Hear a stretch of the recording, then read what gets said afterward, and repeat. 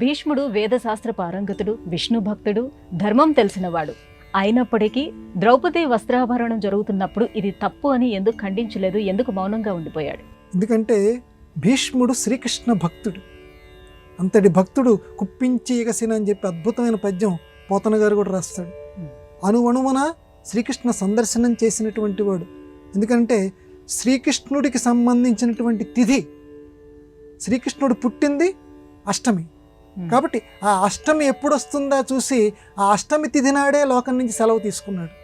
అంతటి శ్రీకృష్ణ పరమాత్మ యొక్క భక్తుడు, ధర్మశాస్త్రాలన్నీ తెలిసినటువంటి వాడు, ఉత్తరాయణ పుణ్యకాలంలో చక్కగా తన దేహయాత్రను చాలించినటువంటి వాడు.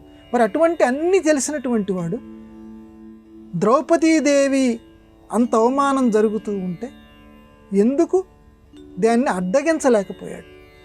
చివరికి పాపం ఆవిడ నోరు విప్పి అడిగింది, తన్నోడి నన్నోడేనా, నన్నోడి తన్నోడేనా? ఆ ప్రశ్నకి జవాబు చెప్పండి అంది. ముందు రక్షణ సంగతి తర్వాత.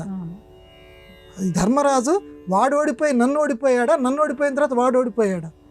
ముందు మా ఇద్దరిలో ఏం జరిగింది చెప్పండి అని అంటే అప్పుడు భీష్మాచార్యుల వారు జవాబు చెప్పడానికి కొంచెం మెలికగా చెప్తాడు.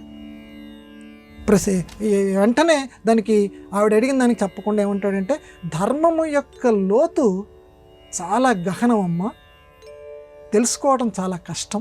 ఇది ఇంత ధర్మాత్ముడు, ఇన్ని ధర్మాలు తెలిసినటువంటి వాడు, ఇది ధర్మం, ఇది అధర్మం, ఇది ధర్మ సూక్ష్మం అని చెప్పటం చాలా కష్టతరం. ఇప్పుడు నువ్వు అడిగినటువంటి ప్రశ్నకి నాకంటే కూడా ధర్మరాజు మాత్రమే దీనికి జవాబు చెప్పగలడు. అక్కడ సంస్కృత మహాభారతంలో ఉన్నాయమ్మ ఆ శ్లోకాలు, మనకు సమయం పరిమితి కాబట్టి సంక్షిప్తంగా చెప్తున్నా. ఎందుకన్నాడండి ఇలాగా? రే చంపేస్తా, ఏమిట్రా అమ్మాయిని ఇలా చేస్తున్నారు మీరు అంటే ఎవ్వడు నోరెత్తాడు. ఎందుకంటే భీష్ముడి పరాక్రమం అందరికీ తెలుసు, అందరిలోకి పితామహుడు ఆయన. ఆయన ఒకసారి కళ్ళు ఎర్ర చేశాడంటే ఆ సభలో ఆయన అడ్డుకోగలిగిన వాళ్ళు ఎవరూ లేరు. ధృతరాష్ట్రుడు ఏమీ చేయలేడు, దుర్యోధనుడు ఏమీ చేయలేడు.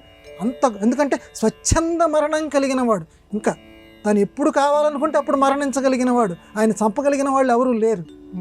అంతటి వాడు కూడా నేను చెప్పలేనమ్మా, ధర్మరాజు మాత్రమే చెప్పగలడని చెప్పాడు. దాన్ని నిరోధించలేకపోయాడు ద్రౌపది వస్త్రాపహరణాన్ని. ఎందుకు?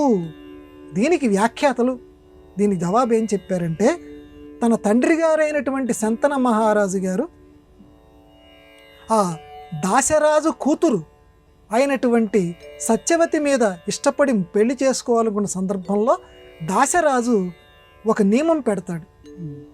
అప్పుడే భీష్మ ప్రతిజ్ఞ చేస్తాడు.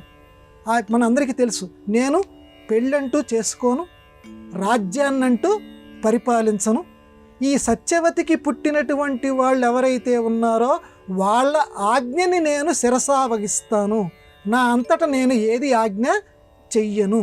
భీష్మ ప్రతిజ్ఞమ్మ. ఇంకెంతకంటే ఏముందమ్మా? సత్యవతికి పుట్టినటువంటి వాళ్ళ యొక్క వంశంలో ఉన్నటువంటి వాడు ధృతరాష్ట్ర మహారాజు. ధృతరాష్ట్ర మహారాజు అది రాజు, అక్కడ మాట్లాడవలసినటువంటి వాడు ధృతరాష్ట్ర మహారాజు.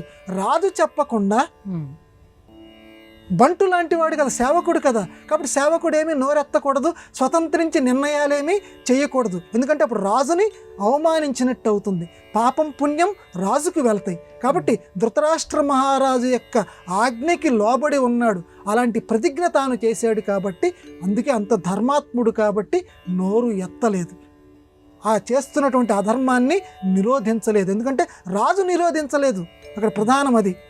అమ్మా తప్పక అనుభవిస్తారనే మాట మాత్రం అంటాడు, దీనికి తగినటువంటి ఫలితాన్ని ఈ కౌరవులు అనుభవిస్తారంటాడు. కానీ మరి ఆపండ్రా అని గట్టిగా ఒక మాట ఎందుకు అనలేదంటే రాజు యొక్క ఆజ్ఞ కావాలి. కాబట్టి రాజుకు అంత విలువనిచ్చినటువంటి సంస్కృతి, అంత ధర్మాత్ముడు భీష్ముడు కాబట్టి అది అందువల్ల ఆయన నిరోధించలేకపోయాడు.